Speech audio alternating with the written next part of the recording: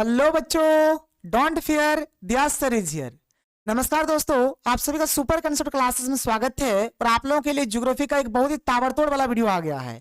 और ये जो हमारा आज का वीडियो है, ये हमारा सब्जेक्टिव का है और ये हमारा फर्स्ट बुक का लास्ट वीडियो है। एक्चुअल में ये हमारा चौथा वीडियो है। इससे पहले मैंने आपको फर्स्ट बुक का 3 वीडियो दे दिया है। अगर आपने नहीं देखा तो आप लोग इस वीडियो के डिस्क्रिप्शन बॉक्स में जाइए और सबसे पहले तीनों वीडियो को देख लीजिए। फिर हम लोग सेकंड बुक भी बहुत ही जल्द खत्म कर देंगे, आपको टेंशन नहीं लेना है। और देखो भाई, यहाँ पर मैं आपको इंपॉर्टेंट क्वेश्चंस बता रहा हूँ जो आपके एग्जाम में डायरेक्ट पूछे जाएंगे। तो चलिए हम लोग शुरू करते हैं, लेकिन शुरू करने से पहले ध्यान से सुनिएगा कि न संघर्ष न तकलीफ तो क्या खाक मजा है जीने में। न संघर्ष न तकलीफ तो क्या खाक मजा है जीने में, बड़े बड़े तूफान भी थम जाते हैं जब आग लगी हो सीने में। तो चलो बच्चा पार्टी स्टार्ट करते हैं और देखते हैं हम लोग यहाँ पर एक एक करके हर एक क्वेश्चंस को यहाँ पर हम लोग देख लेते हैं। तो देखिए यहाँ पर हम लोग स्टार्ट करते हैं, देखते हैं एक एक करके हर एक क्वेश्चन को। तो यहाँ पर हम लोग सबसे पहले स्टार्ट करेंगे परिवहन एवं संचार। क्वेश्चन नंबर 31 से हम लोग देखेंगे। क्वेश्चन नंबर 30 तक हम लोगों ने पिछले वीडियो में ही देख लिया है। क्वेश्चन नंबर 30 तक हम लोगों ने पिछले वीडियो में ही देख लिया है। अब हम लोग यहाँ पर क्वेश्चन नंबर 31 से हम लोग यहाँ पर देखेंगे। देखिए हमारे पास जो पहला जो क्वेश्चन है ना, पहला जो क्वेश्चन है क्या है कि परिवहन और संचार में अंतर स्पष्ट करें। परिवहन और संचार में क्या डिफरेंस है, ये जो है ना, इसको मैंने आपको सेकंड बुक वाला जब वीडियो दिया था तो वहां पर मैंने आपको बताया है। तो आप बस वहीं से पढ़ लो, ये आपका हो जाएगा। और ये एक बहुत ही इंपॉर्टेंट क्वेश्चन है। उसके बाद देखो जो अगला क्वेश्चन है कि पाइपलाइन परिवहन की विशेषताओं का वर्णन करें। ये भी मैंने आपको सेकंड बुक के वीडियो में आपको दे दिया है, आप देख लो, आपका बेड़ा पार हो जाएगा। फिर आगे आ जाओ, आगे देखो अगला जो क्वेश्चन है कि सड़क मार्ग के क्या फायदे हैं। ये भी मैंने आपको सेकंड बुक में करा दिया है, आप बस वीडियो देख लो, ये भी आपका हो जाएगा। उसके बाद देखो क्या है कि सड़क परिवहन रेल परिवहन से अच्छा माना जाता है, क्यों, व्याख्या कीजिए। ये भी मैंने आपको सेकंड बुक के वीडियो में ही दिया है, इसको भी आप देख लेना, ठीक है। अब देखो ये जो क्वेश्चन है और ये जो क्वेश्चन है, समझो दोनों सेम टू सेम क्वेश्चन है, मतलब दोनों सेम टू सेम क्वेश्चन। इसमें भी आपको सड़क परिवहन का जो भी फायदा है उसको लिख देना है, और ये तो फायदा वाला है ये, या फिर विशेषता जो भी बोलो बस आपको चिपका देना है। और ये सेकंड बुक वाले वीडियो में मैंने आपको कराया है, इसलिए मैं आपको बार बार बोल रहा हूँ कि आप लोग हर एक वीडियो को देखो, जिससे आपको किसी भी प्रकार का कोई दिक्कत नहीं होगा। डिस्क्रिप्शन बॉक्स में हर एक का लिंक दिया हुआ है, आप जाओ और देखो, ठीक है। आगे बढ़ते हैं, आगे देखो आगे हमारा जो अगला है, यहाँ पे अगला क्वेश्चन क्या है, देखो क्वेश्चन नंबर 35 क्या है कि पनामा नहर मार्ग पर एक टिप्पणी लिखें या फिर पनामा मार्ग पर एक टिप्पणी लिखें। दोनों का मतलब एक ही हुआ। तो देखो क्या है इसका आंसर कि पनामा नहर मार्ग प्रशांत महासागर से अंध महासागर। अंध महासागर किसको बोलते हैं, तो अटलांटिक महासागर को अंध महासागर बोला जाता है। अटलांटिक महासागर को अंध महासागर बोला जाता है। तो पनामा नहर मार्ग जो है ये प्रशांत महासागर से लेकर अटलांटिक महासागर तक जुड़ा हुआ है। इसकी लंबाई करीबन 82 किलोमीटर, चौड़ाई 90 से 105 किलोमीटर तथा गहराई जो है 12 से 24 मीटर है। इस नहर के निर्माण से उत्तरी और दक्षिणी अमेरिका के बीच 400 किलोमीटर की दूरी कम हो गई है। जैसे ये जो हमारा नहर है इसका जब निर्माण हुआ तो इससे क्या हुआ, जो हमारा उत्तरी और दक्षिणी अमेरिका है इसके बीच का जो डिस्टेंस है 400 किलोमीटर कम हो गया।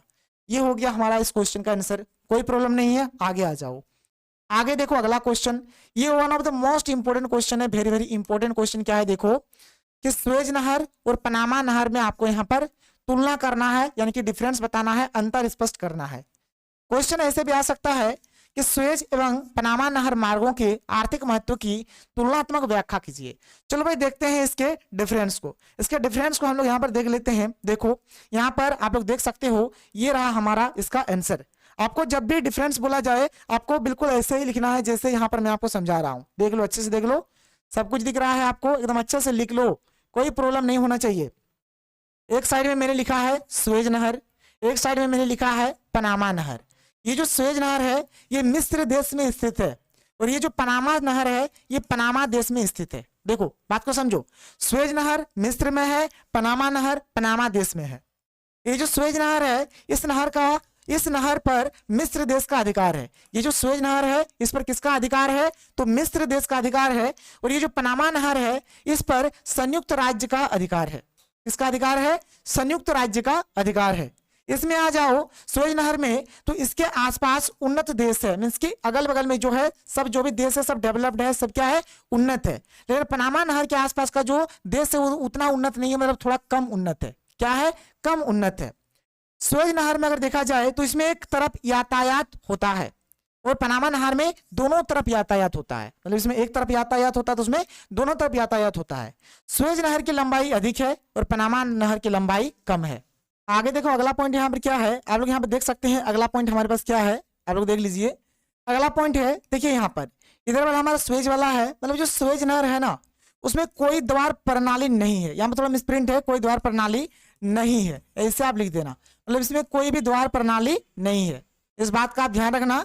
और इसमें क्या है भाई, इसमें जहाज द्वार प्रणाली है, मतलब ये जो पनामा नहर है इसमें क्या है, जहाज द्वार प्रणाली है। बस आप इतना लिखो ना, इतना अगर नहीं लिखोगे, इतना नहीं लिखना तो मत लिखो इतना।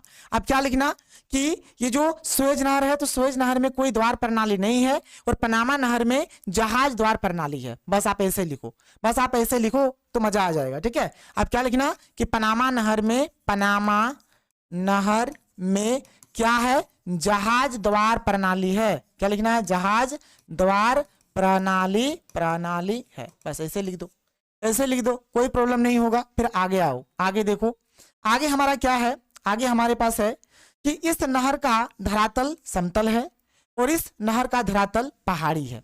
बात क्लियर। इसमें क्या है कि इस नहर से गुजरने वाले जहाजों पर भारी कर लगते हैं, मतलब टैक्स बहुत ज्यादा लगता है, कर बहुत ज्यादा लगता है। और इस नहर से गुजरने वाले जहाजों पर कम कर लगते हैं, मतलब यहाँ पे जो टैक्स होता है इसमें कम लगता है। पनामा नहर में कम और इसमें सुएज नहर में ज्यादा। इस मार्ग पर अधिक यातायात है और इस मार्ग पर कम यातायात है। तो ये हो जाएगा भाई हमारा सुएज और पनामा नहर में डिफरेंस। ऐसे आप और बहुत सारे डिफरेंस लिख सकते थे, यहाँ पर लिख सकते थे इसको कब बनाया गया, इसको कब बनाया गया, इसका लंबाई चौड़ाई ऊंचाई क्या है, इसका लंबाई चौड़ाई ऊंचाई क्या है, ये सब लिख सकते थे। लेकिन वो सब आपको डाटा याद करना पड़ेगा, इसलिए मैंने वो सब नहीं लिखा। तो आप इतना करो काफी है। अब आप आगे आओ, आगे देखो आगे आपका क्या है। आगे यहाँ पर आपका है, आप यहाँ पर देख सकते हो आपका जो अगला क्वेश्चन है क्या है कि पनामा नहर ने अंतर्राष्ट्रीय व्यापार को बढ़ाने में किस प्रकार योगदान दिया है। तो सबसे पहले यहाँ पर आप थोड़ा सा पनामा नहर के बारे में लिख दो, उसके बाद जो योगदान दिया है उसको हम लोग आगे देख लेंगे। देखो यहाँ पर मैंने लिखा है कि पनामा नहर का निर्माण पनामा गणराज्य के अंदर यूएसए द्वारा किया गया। इसका निर्माण प्रथम विश्व युद्ध से पूर्व हुआ, किंतु इसके द्वारा व्यापार 1914 ईस्वी से आरंभ हुआ। इसे पनामा स्थल जल डमरू मध्य को काटकर बनाया गया। इसकी लंबाई 82 किलोमीटर, चौड़ाई 90 से 305 मीटर और गहराई 12 से 24 मीटर है। इसका निर्माण कार्य सन 1882 ईस्वी में फर्डिनेंड डी लेसप्स द्वारा आरंभ कर दिया। इसके निर्माण में लगभग 7.7 करोड़ पाउंड व्यय हुए। यह इंजीनियरिंग का बड़ा साहसिक कार्य था। देखो भाई, अगर आपको लगता है सर ये सब इतना डाटा है सर मेरे से तो याद होगा ही नहीं, तो अभी मैंने देखो पनामा नहर के बारे में इधर कितना कुछ बताया, इधर बताया ना पनामा के बारे में, तो ये सब आप कुछ बहुत सारा लिख सकते हो। ये सब आप लिख दो, कोई दिक्कत नहीं है, ये सब आप लिख दो। इतना अगर ये सब नहीं लिखोगे तो कोई नहीं, ये सब जो मैंने लिखा इसको आप नहीं लिखोगे तो अभी मैंने जो इधर पनामा ये जो बताया इसको आप लिख दो, आपका तब भी काम चलेगा, ठीक है। अब देखो ये तो हो गया। अब किस प्रकार से अंतर्राष्ट्रीय व्यापार को बढ़ाने में ये मदद क्या है, क्या योगदान दिया, इसी को देखो। अब इसी को देखो, नहर का निर्माण एक कृत्रिम और प्राकृतिक खाड़ियों द्वारा हुआ। इसमें 3 द्वार है जिनके द्वार पानी के तल को ऊपर उठाया या नीचे गिराया जाता है। इसके बीच में एक पहाड़ी जो कि बीच में बाधा डाल रही थी उसे भी हटाकर नहर का तल एक सा कर दिया गया है।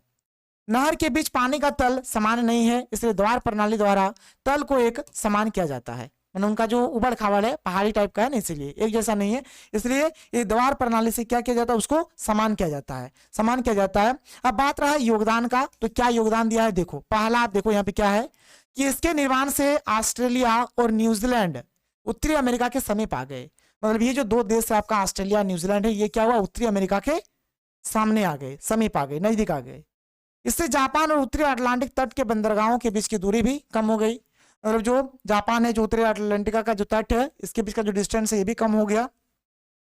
इसके द्वारा यूएसए और चीन जापान के बीच संबंध बढ़े। मतलब यूएसए चीन और जापान के बीच, यूएसए और चीन जापान के बीच क्या होता है, संबंध भी बढ़ता है।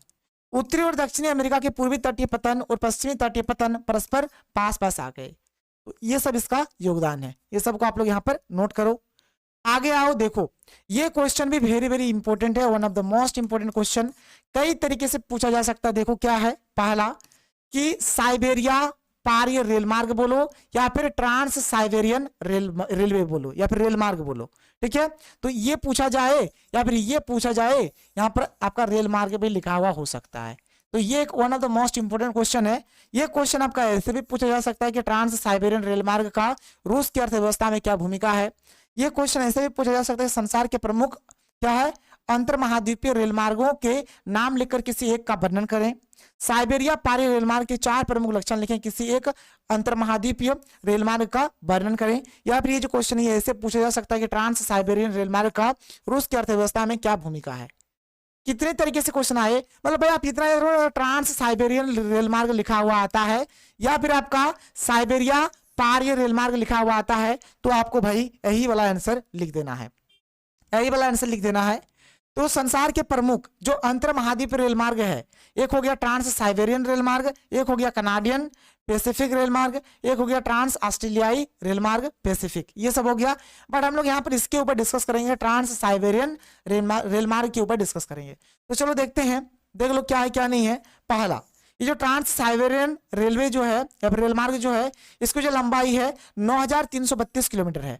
देखो भाई, अगर आप गूगल में सर्च करोगे, अगर आप गूगल में सर्च करोगे तो आपको अलग अलग जगह पे अलग अलग डाटा मिलेगा। मैंने भी सर्च करके देख लिया है 9332 जो आप देख पा रहे हो, मतलब गूगल में भी मतलब अलग अलग जगह पे अलग अलग डाटा है।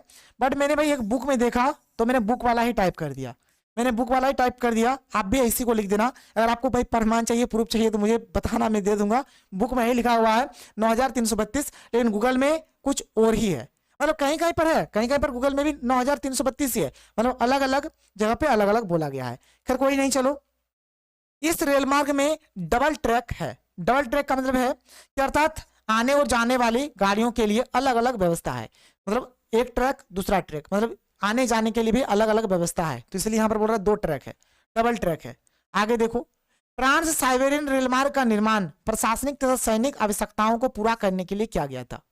जो प्रशासनिक या फिर जो सैनिक जो आवश्यकता है उसको पूरा करने के लिए इसका निर्माण किया गया था।